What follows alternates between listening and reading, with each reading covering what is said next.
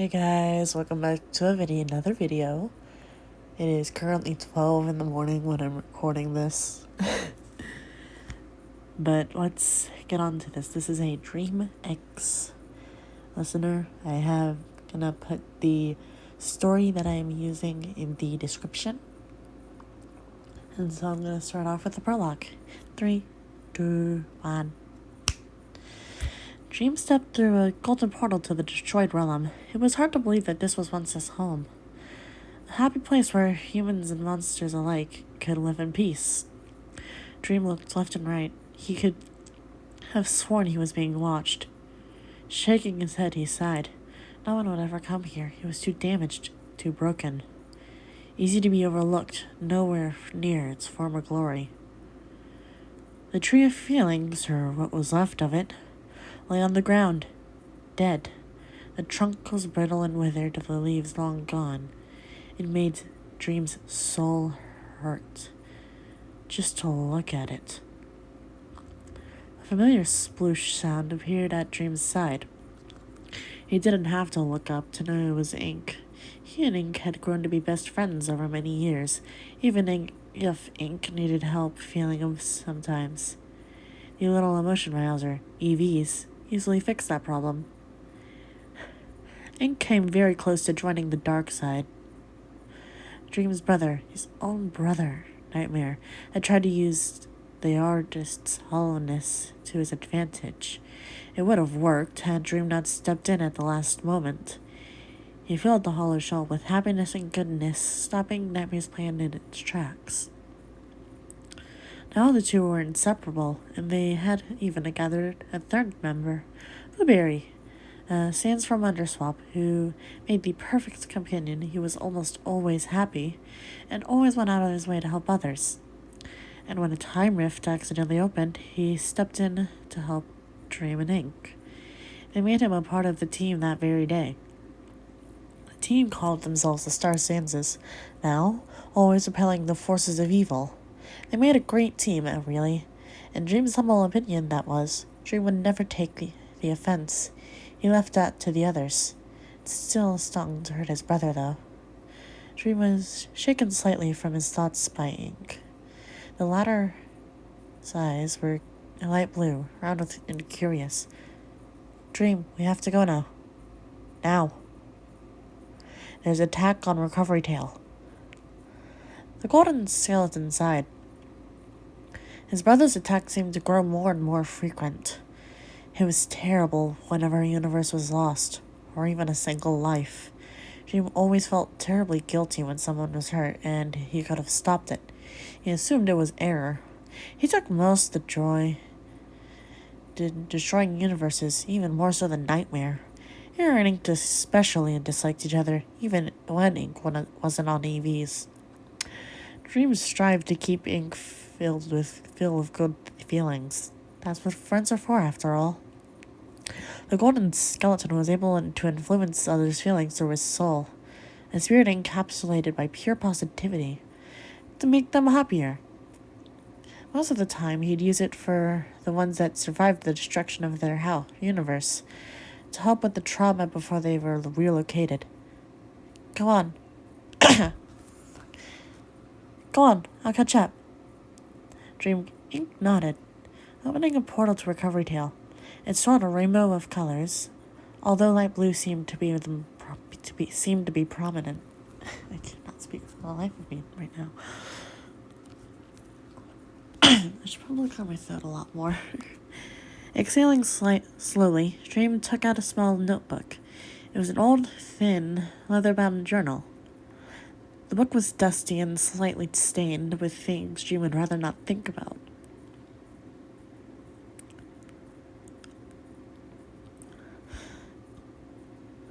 Smiling, Dream opened the book. There was intricate cursive covering nearly every page, neat and tidy. Although the small skeleton could hardly read it, he held it close. This was his notebook. His brother's. Or at least, it was. It still blurred his vision just thinking about it. He loved his brother, he really did. Did he not try hard enough? Did he fail? Blueberry and Ink continually told him no. He had done all he could. He couldn't have stopped him. It wasn't his fault. That didn't stop him from feeling like he had failed his brother. Taking a breath, Dream smiled at the book. It was good to have memories written down in a book. It was like a photograph in word form. It was perfect. With a shaky breath, he twirled away from the tree. His cape, Nightmare's flag, shimmered gold. He wouldn't be caught dead without that cape. It was all he had left. Dream opened a gold portal, the same shade of the flag. Through it, he saw a tiny city from a rooftop. The smell of burning filled the air. The positivity remnants radiating from the sweet little town made Dream smile. It had a good sweet scent, laced with sugary humor. This was good. He was stronger and happier to use, and the others seemed to fight harder for its conservation.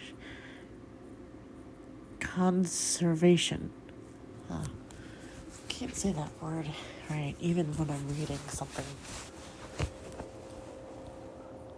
The recording, jeez.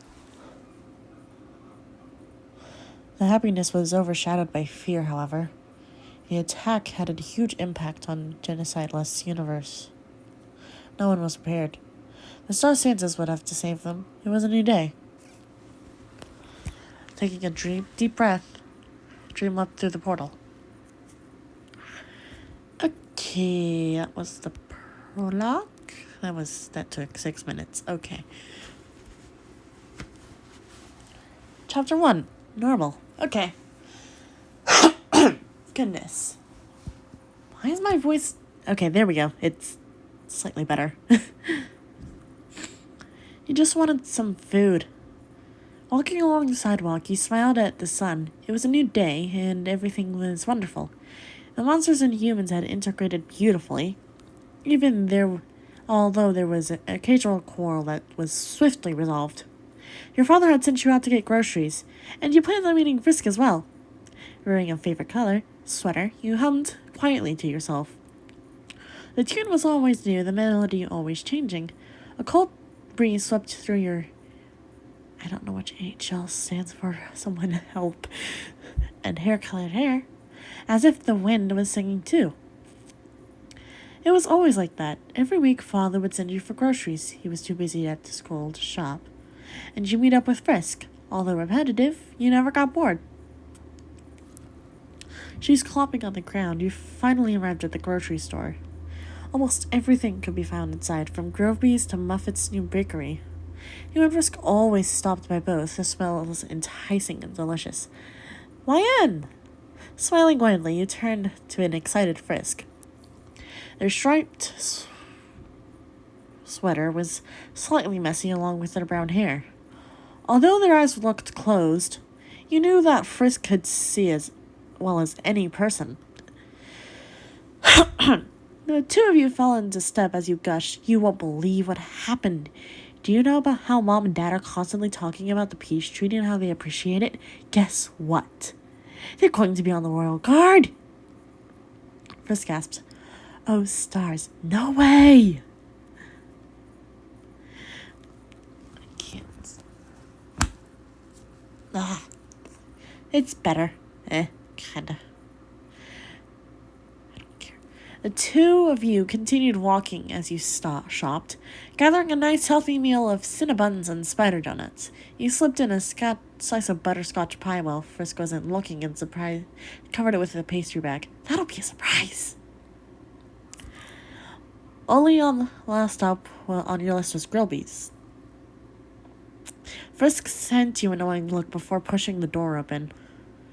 And who else was there at the bar but your favorite skeleton? Hey, kiddo. Sans smiled as you pulled yourself into the bar stool. I was wondering when we were going to get to catch up. Giggling to yourself quietly, you ordered a large fry.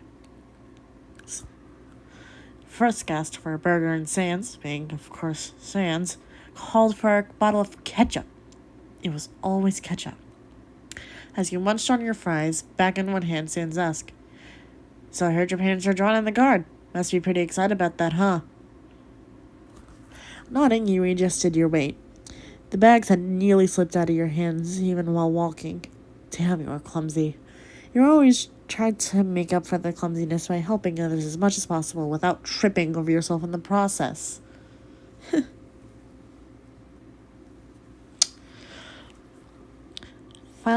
Proprietors finally got in, right? Frisk remarked, taking a bag from you. You sighed gratefully. After many years of non-human hunt, you got in? Zan's smile widened, if that was even possible from how he was already holding his face. Well, yeah. Told you my bro had it in him. Especially after chasing you all throughout the underground. You watched them talk back and forth, chatting about former timelines, whatever that meant, and Miss Toriel and Mr. Asgore. The two were divorced, although they've gotten on friendly terms now. The crowd didn't notice you walking by. They did notice Frisk, however, and would wave or say hi. You were just another friendly face in the world, helping and minding their own business and eating fries, and everything was perfect.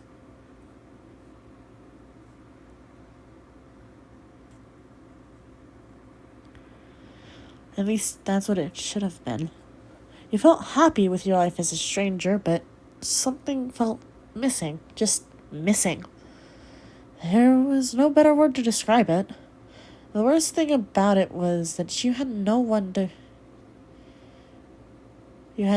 clue what it could be. Your new humming tune came out as you lost yourself in thought. After nearly falling down 5 billion times, you and the others finally reached a nicely built home with a favorite color roof. Your mother had persuaded your father to retile the roof your favorite color for your 8th birthday. Stars you left them. Bye, Frisk, Sans. You nodded, pushing open the door. Frisk smiled and waved while Sans winked and said, If you ever need help with your magic, just come later and get a free tutorial. Giggling, you closed the door with a smile. Your parents went home, which most likely assisting the guard. Your mother was a cleric, your father a warrior, and you were ordinary, normal. With a sigh, you plopped the groceries on the table. There was so little to do and so much time. Maybe you could practice your magic? Yes, that is what you will do. Your room was up the stairs and on the left, through a dark wood door. You turned the knob. Your room was warm and cozy, with a large floor-to-ceiling window. Sorry. Your bed was nicely made, with fluffy sheets and an army of stuffed animals. Yes! I have an army of pillows, really, but...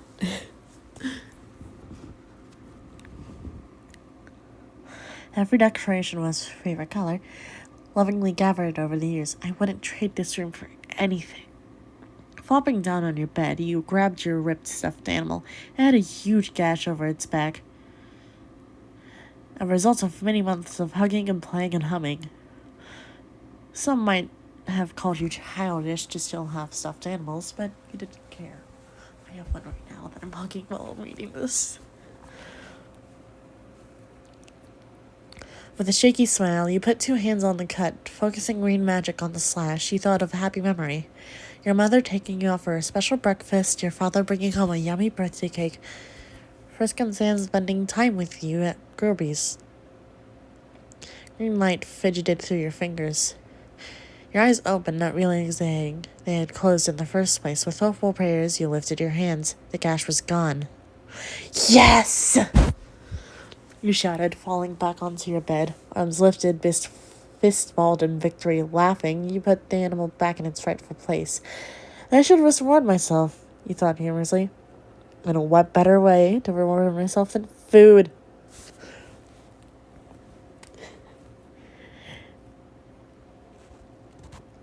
Fixing your sweater, you swung your legs off the bed and pattered down to the kitchen. Your hand searched the grocery bag for favorite food you had managed to buy. Where are you, favorite food? You whispered to yourself, propping your body into the table. You peeked in and saw the grocery bag. What are you doing there, silly? Removing the bag, you facepalmed. The pie! Damn it, I knew I forgot something. Another butterscotch pie was your beloved snack, and you munched on it while walking out the door. The wind whistled through the oak as if to greet you. Dancing with the fallen leaves of gold, you pulled the sweater tight. Pulling your phone, with the picture of you for a second stands on the home screen, you quickly texted the human ambassador. Hey, gonna drop by Mr. Asgore's. I got a surprise for you. Meet you there. I heard he had a new spell for you. Can't wait. See ya. That was text, by the way. Sliding your phone back into your pocket, you nearly avoided bumping into a bush. Clumsy, clumsy. You thought to yourself. The bush was in full bloom, a beautiful combination of green, teal, and gold. Mr. Asgore always did have a wonderful taste in floral needs. Taking a deep breath, pie in hand, you put on a smile. You opened the door.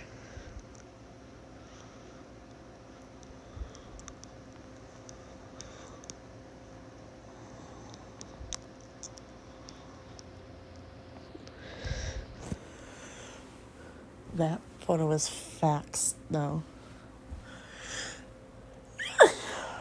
Okay, let's see how much I have left.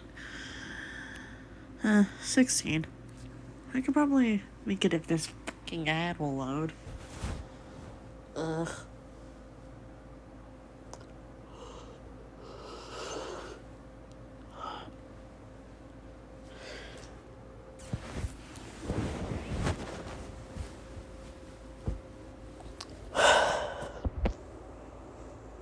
Well, it looks like the ad won't load, so this is gonna be the